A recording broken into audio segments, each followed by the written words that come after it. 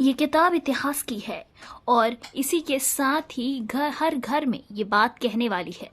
दरअसल बताते चले ये किताब जो है वो इतिहासों से जुड़ी हुई है और पुरातात्विक घरों की बात को कहने वाली है।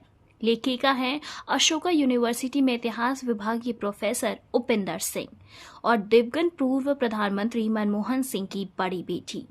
देश से लेकर विदेश तक की कई यूनिवर्सिटी में पढ़ा चुकी हैं और कई फेलोशिप भी ले चुकी हैं। रिसर्च करती रही हैं।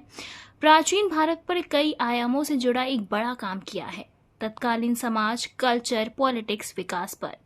उपिंदर सिंह की कम से कम 6 किताबें प्राचीन भारत और एशिया से जुड़े आयामों और पहलुओं पर है। इस किताब को हिंदी में पहली बार अनुवाद करके हाल ही में पेंगुइन में प्रकाशित किया। अंग्रेजी में लिखी मूल किताब कई साल पहले पब्लिश हो चुकी है। इसका शीर्षक है प्राचीन भारत की अवधारणा, धर्म, राजनीति और पुरातत्व पर निबंध, the idea of ancient India. Upinder Manmohan Singh की सबसे बड़ी बेटी हैं। 65 साल की हैं। कई किताबों का संपादन भी कर चुकी हैं। बच्चों के लिए इतिहास से जुड़ी एक किताब लिखी है। ये किताब उन्होंने अपने माता पिता गुरुशरण कौर और मनमोहन सिंह को समर्पित किया। बताते चले इसी के साथ वो कई दशकों से गहन अनुभवजन काम में लगी हुई हैं। गहराई से उन्हें जगहों, विचारों और रिपोर्टों का अध्ययन करती हैं। उनकी ये किताब दक्षिण एशिया के शुरुआती इतिहास के पुनर्निर्माण में हाल के दृष्टिकोणों और चुनौतियों पर प्रकाश डालती है। ऐसा करते हुए प्राचीन भारत की रोमांचक जटिलताओं को सामने लाती है। भूमिका में लिखती हैं आर्कियोलॉजी स्रोतों का विश्लेषण और उनके लिए खास तौर पर रुचि कर रहा है, चाहे वो अशोक के हों या फिर सांची, मथुरा या फिर नागा अर्जुनकोंडा के। इसमें वो कृषि में विस्तार, शहरी विकास, सामाजिक परिवर्तन और धार्मिक तथा सांस्कृतिक क्षेत्रों में महत्वपूर्ण बदलाव को भी देखती हैं, जो कि मौर्य काल से गुप्त काल के दौरान हो रहे थे।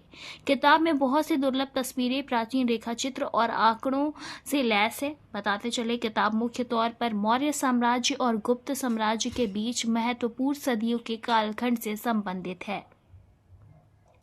ये समय कृषि में विस्तार, शहरी विकास, सामाजिक परिवर्तन और धार्मिक व सांस्कृतिक क्षेत्र में अहम बदलाव का समय था।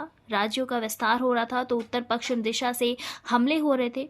मुद्राओं और अभिलेखों और प्रतिमाओं और स्मारकों के माध्यम से राजनीतिक शक्ति और विचारधारा की नई अभिव्यक्तियां प्रस्फुटित हो रही थीं।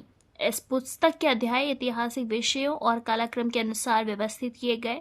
किताब की शुरुआती सांची में बौद्ध संस्था के संरक्षण के इतिहास से होती है। फिर नागार्जुनकोंडा, मथुरा और पूर्व मध्यकालीन ओडिशा में धर्म और क्षेत्र को देखा जाता है।